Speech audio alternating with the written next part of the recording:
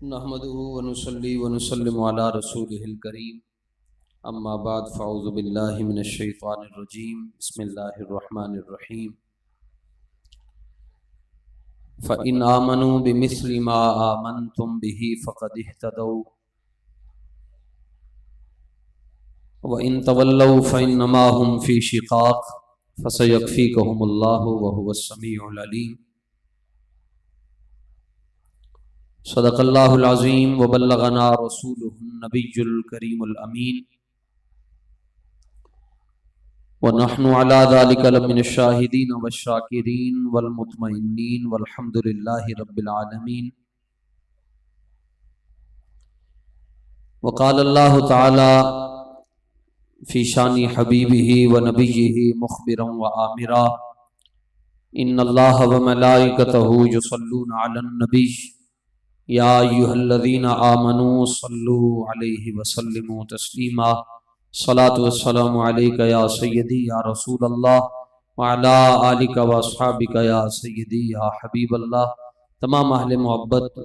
عقیدت اور محبت کے ساتھ بارگاہ رسالت میں نذرانہ درود و سلام پیش کریں. الصلاۃ والسلام علیک یا سیدی یا رحمۃ للعالمین وعلى آلک واصحابک یا سیدی یا خاتم النبیین.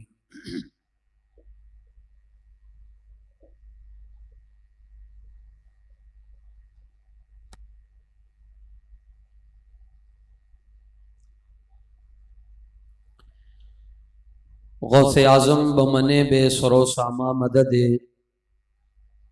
قبلہ دی مدد کعبہ ایمان مدد لنا خمسۃ نطفی بہا حر الوباء الحاطمہ المصطفیٰ والمرتضی وابناہما والسیدہ. یا الہی رحم فرما مصطفیٰ کے واسطے، یا رسول اللہ کرم کیجئے خدا کے واسطے، مشکلیں حل کر شہ مشکل کشا کے واسطے، کربلائیں رد شہید کربلا کے واسطے.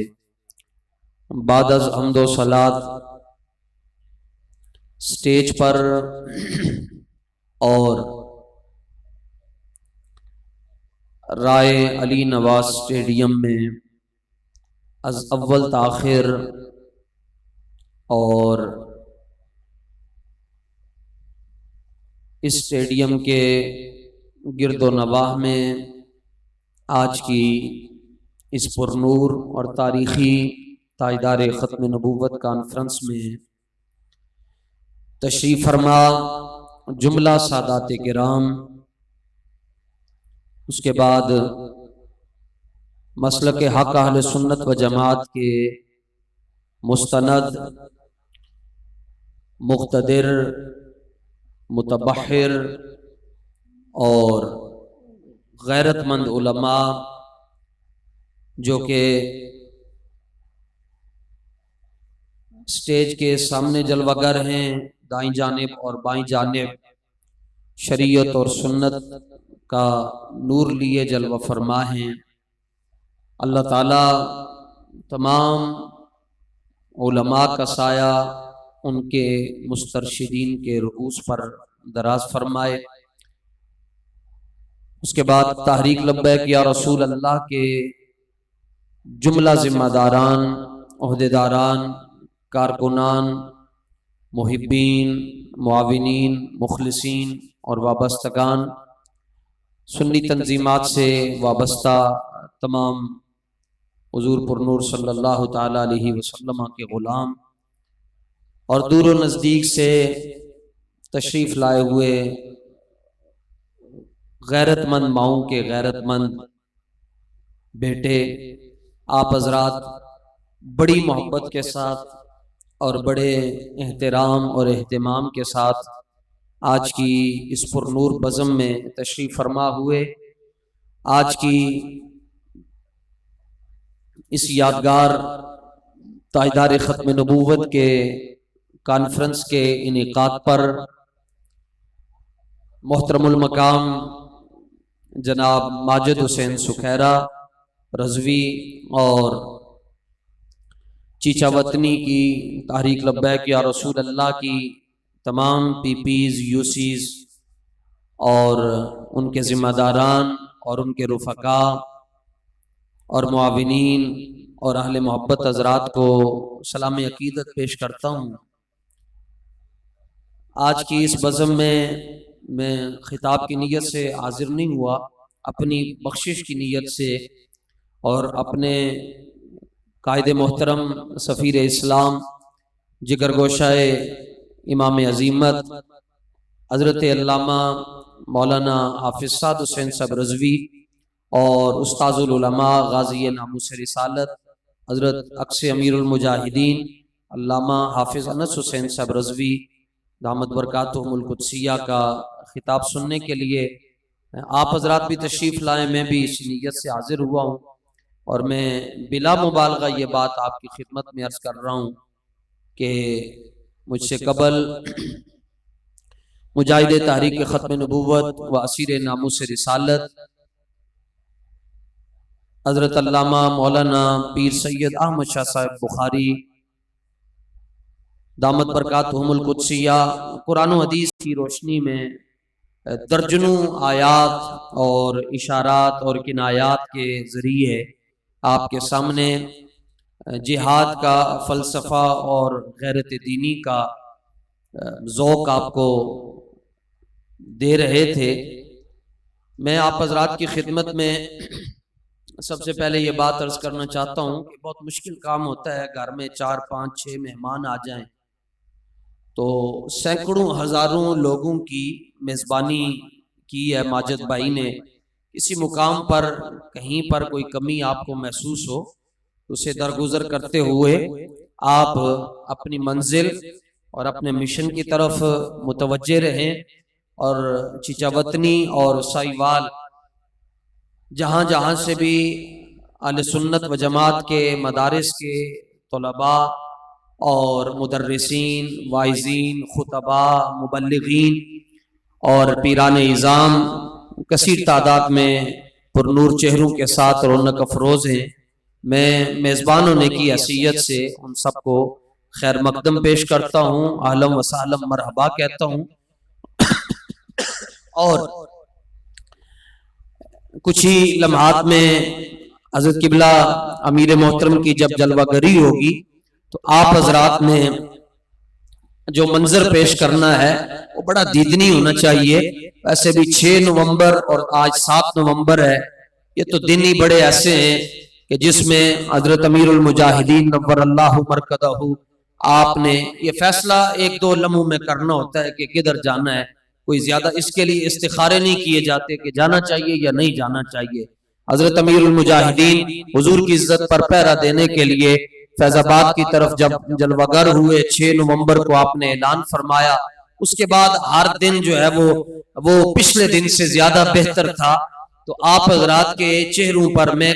جب سے میں یہاں بیٹھا ہوں میں دیکھ رہا ہوں یہ نوجوان کھڑے ہیں اور ایسے ہی بالکل مست اور مگن ہو کر اور ملنگ بن کر، اور ویسے بھی پڑھے لکھے لوگوں کا محبت سے کیا کام، یہ تو اللہ دیوانوں کو عطا فرماتا ہے، یہ پڑھے لکھے لوگوں کو نہیں ملتی، یہ تو دہد حق عشق احمد بندگان چیدہ خدرا بخاصہ می دہد بادہ نوشیدہ خدرا۔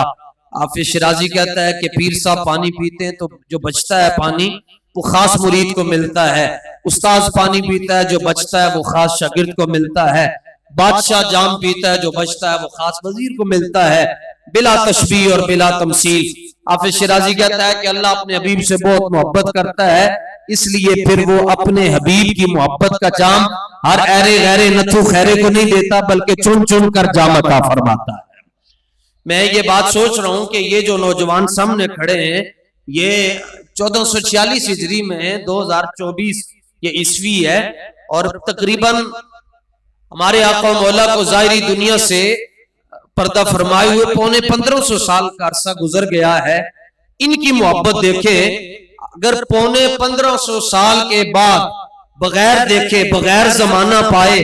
یہ لوگ رسول اللہ سے اتنا پیار کرتے ہیں تو جس صدیق عمر عثمان علی نے دیکھا ہوگا وہ اپنے نبی سے کتنا پیار کرتے ہو۔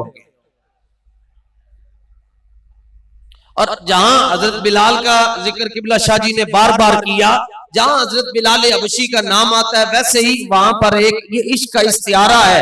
چھوٹی بڑی عید پر حضرت بلال حبشی نئے کپڑے نہیں پہنتے تھے، حالانکہ غریب اور متوسط طبقے کے لوگ بھی چھوٹی بڑی عید پر کپڑے نئے سلواتے ہیں. تو لیکن جب آپ کی روح کفر سے انصری سے پرواز کرنے لگی، حضرت قاضی ایاز مالکی رحمت اللہ تعالی علیہ نے شفا میں یہ جملہ لکھا کہ آپ نے جو جملہ کہا اور وقت رخصت جملہ کہا، آپ نے پہلے فرمایا اپنے گھر والوں کو کہ وہ فلاں الماری ہے اس میں میرا نیا سوٹ ہے وہ لے کر آئیں، فلاں الماری میں میری خوشبو ہے وہ لے کر آئیں، نئے کپڑے لے کر آئیں، خوشبو لے کر آئیں. تو آپ کے گھر والے کہنے لگے کہ چھوٹی بڑی عید پر تو آپ نئے کپڑے نہیں پہنتے، آج آپ نئے کپڑے کیوں پہن رہے ہیں؟ فرمایا آج رسول اللہ کی بارگاہ میں حاضر ہونے جا رہا ہوں. رسول اللہ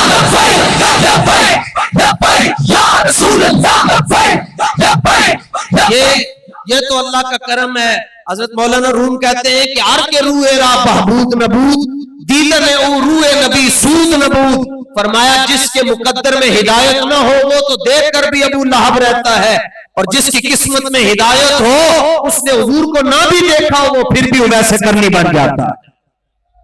آپ خوش بخت لوگ ہیں کہ اللہ تعالیٰ نے آپ کے دلوں میں اپنے حبیب کا پیار رکھا ہوا ہے. میں یہ کتاب علماء جانتے ہیں، علماء نے لکھا ہے کہ لولا الشفا لما عرف المصطفیٰ، کہ اگر شفا شریف نہ لکھی جاتی تو لوگوں کو رسول اللہ کا مقام نہیں سمجھ آنا تھا. اس کتاب کی ایک بات اور میری تقریر ختم ہے. حضرت قاضی ایاز مالکی نے یہ مسئلہ لکھا شفا شریف میں، فرمایا جس طرح ہم نماز پڑھتے ہیں، روزہ رکھتے ہیں، حج کرتے ہیں، زکوٰۃ دیتے ہیں، تو دنیا کے ہزاروں خیال بندے کو نماز میں آتے ہیں، لیکن فرمایا اگر برا خیال بھی آ جائے نماز میں تو نماز نہیں ٹوٹتی، کیونکہ انسان بڑا ضعیف الایمان ہے.